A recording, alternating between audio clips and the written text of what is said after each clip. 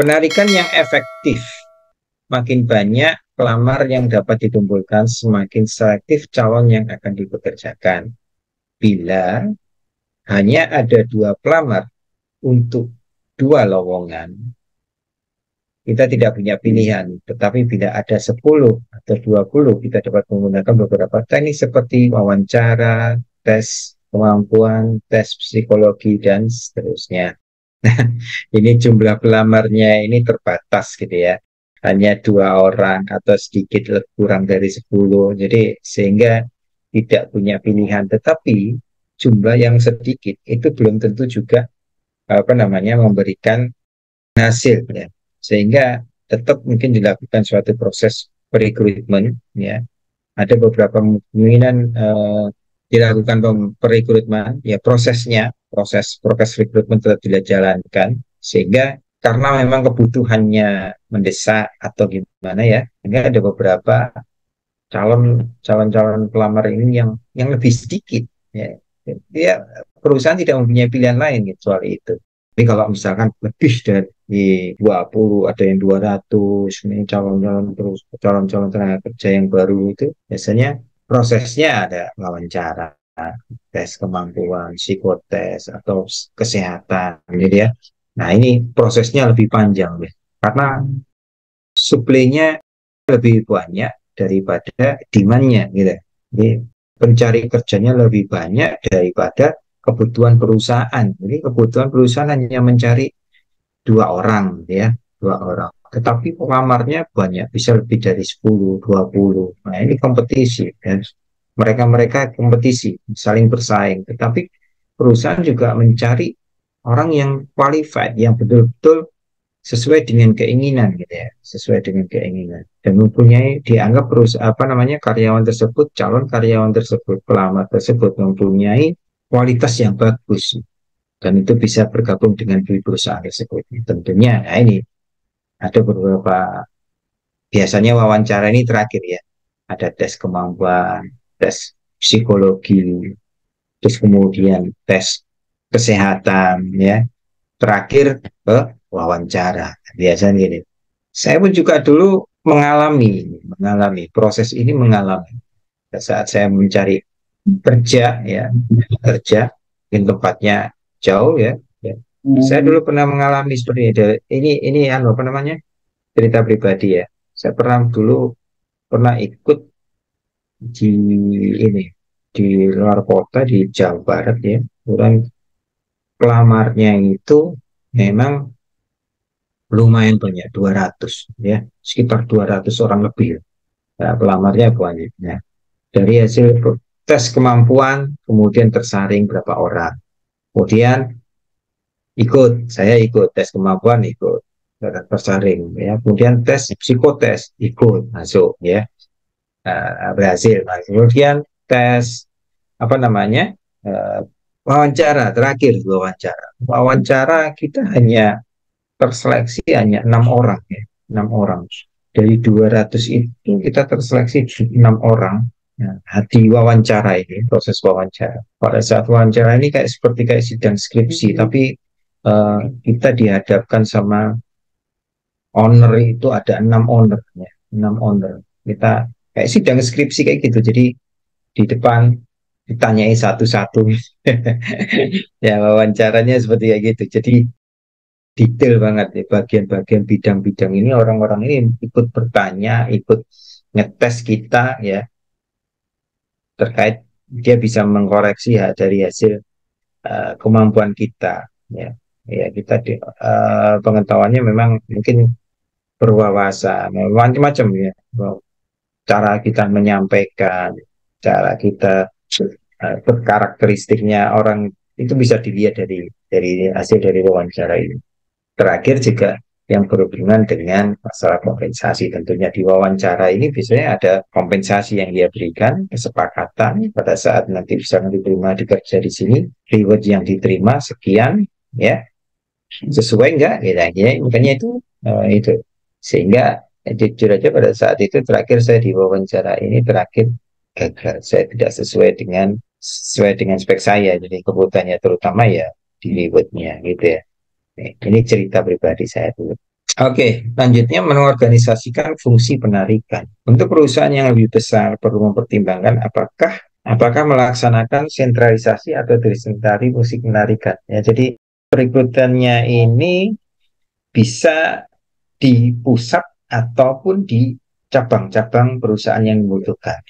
Tapi ada beberapa perusahaan yang proses perekrutannya di pusat, ya, di pusat. Terus kemudian setelah nanti proses perekrutannya ada kesediaan, ya, biasanya kesediaan untuk pada saat wawancara, misal ada kesediaan karyawan untuk ditempatkan di cabang-cabang di daerah-daerah yang perusahaan, ya, cabang perusahaan, anak-anak perusahaan di daerah, ya.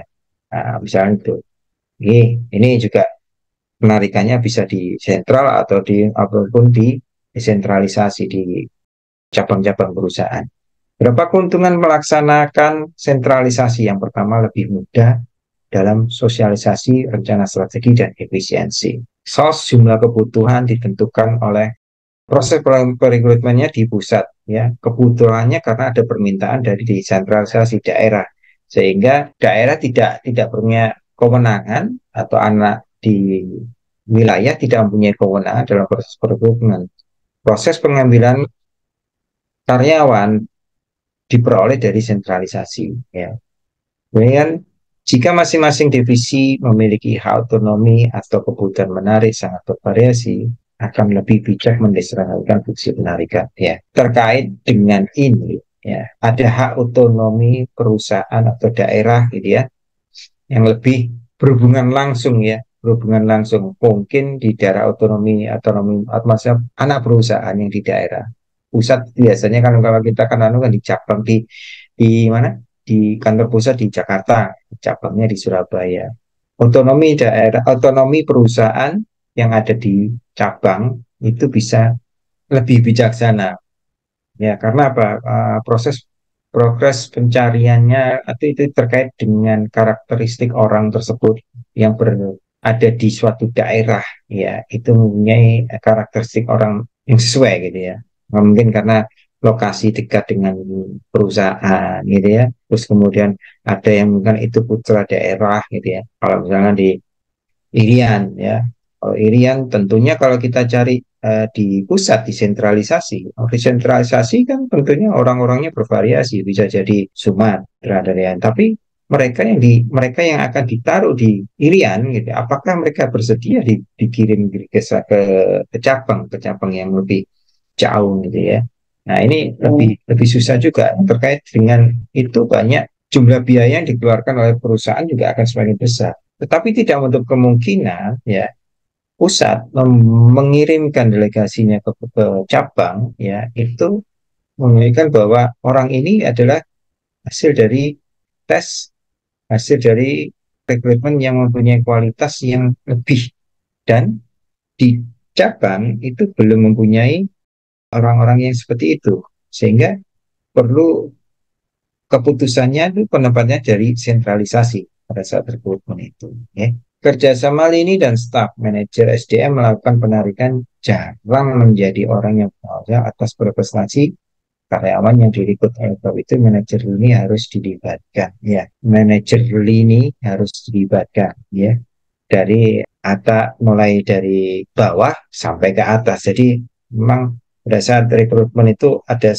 tahap-tahapnya yang berhubungan dari peningkatannya. Biasanya wawancara terakhir, ya, proses perekrutan terakhir wawancara itu dilakukan oleh manajer atas, ya, manajer atas, sehingga manajer juga bertanggung jawab kepada karyawan-karyawan yang direkrut, ya, karyawan-karyawan yang baru ini harus terlibat juga. Mereka mempunyai bisa berkenalan, bisa tahu, gitu ya, dan cocok di bidang ini, gitu. Nah, itu keterlibatan. Jadi harus harus ada, gitu ya. Yang berikutnya itu memperkerjakan kembali karyawan, job bidding. Sisi posisi mantan karyawan telah dikenal kurang lebih, gitu ya, kenal karena karyawannya kenal, gitu ya, dan telah mengenai budaya, dan ya mereka yang sudah pernah bekerja di situ, gitu ya, sisi positifnya itu, ya, sudah mempunyai lingkungan, memahami lingkungan di dalam suatu perusahaan tersebut, terutama budaya, gaya perusahaan, ya. Tinggal tinggal kalau misalkan dipanggil lagi atau dipekerjakan kembali, ada beberapa gini, karyawan yang sudah pensiun itu dipekerjakan kembali ya dengan persyaratan-persyaratan yang baru ya tentunya dipekerjakan kembali. Walaupun sudah usia pensiun sebenarnya tidak boleh dipekerjakan lagi, tetapi ada beberapa karyawan yang ada perusahaan yang melakukan itu ya, mempekerjakan kembali. Ya, sisi negatifnya karyawan yang telah keluar mungkin kembali dengan berlaku yang kurang baik. Nah ini eh, kalau misalkan karyawan yang keluar terus kemudian kembali lagi dengan etiket yang kurang baik, ditarik kembali lagi masuk ke dalam ini akan mempunyai dampak ya, karena pada saat biasanya karyawan yang keluar ya dengan berlaku yang tidak bagus ya, terus dikeluarkan terus kemudian ditarik kembali, ini akan membuat perilaku-perilaku yang kepada yang lainnya atau mungkin dalam proses proses pekerjaannya nanti akan juga tidak baik lagi. Ya. Menciptakan penilaian calon karya, menciptakan berarti mengidentifikasikan dan mempersiapkan calon internal untuk posisi kunci masa depan, sering disebut kaderisasi, ya mengkader.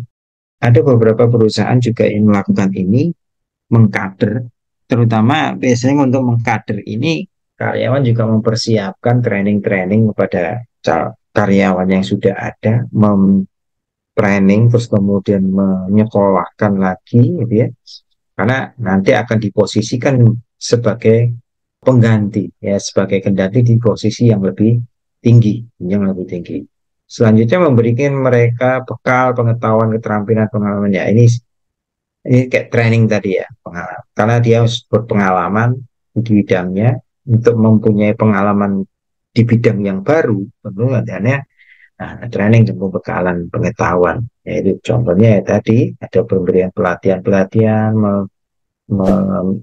memberikan sertifikasi gitu kepada karyawan sesuai dengan bidangnya ya, itu.